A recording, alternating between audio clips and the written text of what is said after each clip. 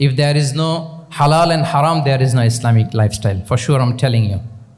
যদি হালাল হারাম না থাকে, এটা যদি আমরা মেনটেন না করি, এটা কোশ্চিনকালে ইসলামিক লাইফস্টাইল হবে না। আপনাকে হারাম থেকে যোজন যোজন দূরে থাকতে হবে, আর হালাল দিয়ে জীবনটাকে সাজাতে হবে। কারণ যেখানেই হালাল সেখানেই বারাকা। আই রিপিট, আমি আবারও বলছি, যেখানেই হালাল সেটার মধ্যে কি হারামে কোনো বারাকা আছে? হারামে আছে অস্থিরতা, সাময়িক উন্মাদনা, এর ভেতরে বারাকা নাই। হালালের ভেতরে আল্লাহ তাআলা বারাকা ঢুকিয়ে দিয়েছেন। আচ্ছা, আপনারা বলুন তো, গরুর গোশত খাওয়া এটা হালাল না হারাম? হালাল। কুকুরের গোশত খাওয়া হালাল না হারাম? আচ্ছা, গরু বছরে বাচ্চা দেয় কয়টা? গাভী? আচ্ছা, একটা। কুকুর দেয় কয়টা? কয়টা? 7টা, 8টা, 10টা? ফ্যামিলি প্ল্যানিং নাই তো? দেদারসে দিচ্ছে। আচ্ছা, গরু হালাল, কুকুর হারাম। গরু বাচ্চা দেয় কয়টা? কুকুর দেদারসে দিচ্ছে। তারপরেও বলেন, আমাদের এই যে বাংলাদেশে আমাদের কুরবানির ঈদে লক্ষ লক্ষ গরু জবাই হয়, বিয়ের অনুষ্ঠানগুলোতে এত গরুর গোশত আমরা খাই, আর প্রতিদিনের চাহিদা মেটানোর জন্য তো কত গরু কোরবানি করা হয়। এরপরেও বলেন, বাংলাদেশে গরু বেশি না কুকুর বেশি? সবাই বলেন, গরু বেশি না কুকুর বেশি?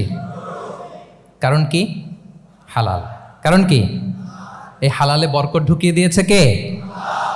তাহলে if there is no concept of halal and haram, there is no Islamic lifestyle. প্রথম core value of Islamic lifestyle হচ্ছে আপনাকে হালাল দিয়ে আপনার জীবনকে সাজাতে হবে। লা ইয়াদখুলুল জান্নাতা জাসাদুন গুযিয়া বিল হারাম। হারাম খেয়ে বর্ধিষ্ণু যে দেহ, সে দেহ আল্লাহর জান্নাতে প্রবেশ করবে না। মানে whatever you consume, it should be halal. এটা হালাল হইতে হবে। শুধু যেটা আপনি খাচ্ছেন এটাই না, কুলু মিম্মা ফিল আরদি হালালাম তাইয়্যিবা, আল্লাহ তাআলা বলেছেন যেটা কনজিউম করবা হালাল হবে, হালাল হতে হবে। তো এটা শুধু এত ন্যারো কনসেপ্ট না, আপনার জীবনের সবটাই হালাল হতে হবে। ইউর ফুড শুড বি হালাল, ইউর ড্রিঙ্ক শুড বি হালাল, ইউর ইনকাম শুড বি হালাল, ইউর ফ্যাশন শুড বি হালাল, ইউর এন্টারটেইনমেন্ট শুড বি হালাল। সব কিছু হালাল হইতে হবে। আমরা অনেকে যে ভুলটা করি, আমরা খাওয়ার ক্ষেত্রে শুধু হালাল খুঁজি, এরকম অনেকে করে, কিন্তু অন্যান্য ক্ষেত্রে হালাল হারামের বাজ বিছান নাই। আমি একটা উদাহরণ প্রায়ই দেই, দেখবেন যে আমাদের বাংলাদেশের সরকারি অফিসগুলোতে তো ঘুষ চলে নাকি? আল্লাহ ঘুষ থেকে এই জাতিকে তুমি হেফাজত করো।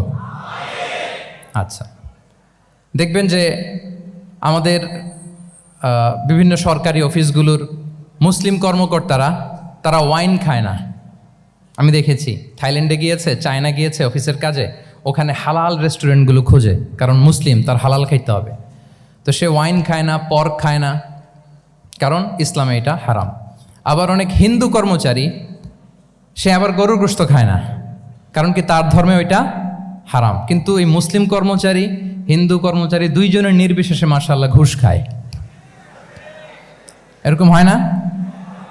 দেখেন, মুসলিম ওয়াইন খায় না, পর্ক খায় না, তার ধর্মে হারাম। আমার হিন্দু ভাই গরুর গোশ খায় না, এটা তার ধর্মে হারাম। কিন্তু ঘুষ আবার দুই ধর্মে হালাল নাকি?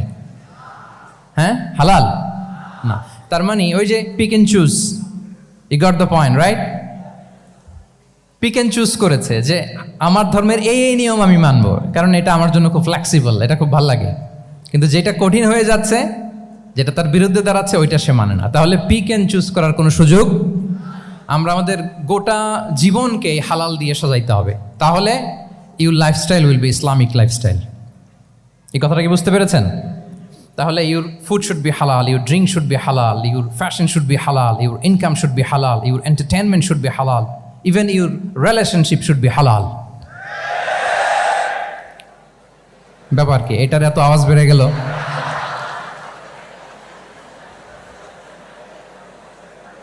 এটা কমন পড়ে গেছে নাকি? আচ্ছা বলেন, হালাল রিলেশনশিপ কোনটা বলেন? এই যে, এই তো আসল জায়গায় হাত দিছি বোধহয়। আমাদের শিক্ষার্থী বন্ধুদের মধ্যে বিবাহিত আছি আমরা?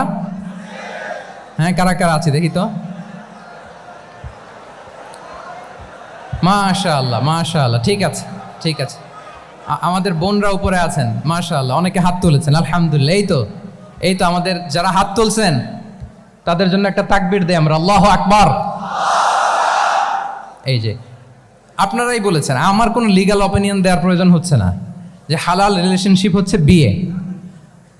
তাহলে বিয়ের বাইরে যদি আমার কোনো রিলেশনশিপ থাকে, হালাল না হারাম? ফতোয়া দিচ্ছে কে? আমি? আপনারাই দিচ্ছেন। বলেন, বিবাহ পরবর্তী কোনো যদি এক্সট্রা ম্যারিটাল রিলেশনশিপ থাকে, এটা ইসলামে হালাল না হারাম? তাইলে pre marriage relationship, after marriage relationship, এটা শরীয়তে হারাম।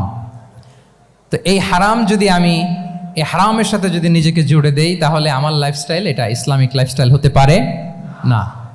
আমরা বিয়ের মতো পবিত্র বন্ধনের মধ্য দিয়ে আমরা আমাদের দাম্পত্য জীবনকে উপভোগ করব। আল্লাহ তৌফিক দান করুক।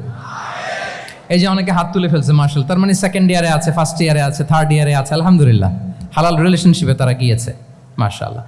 তাহলে হালাল এন্ড হারামের ব্যাপারে যদি আমরা বলি, আমাদের পুরো জীবনের প্রতিটি অঙ্গন আমরা হালাল দিয়ে সাজাবো। কি বলেন?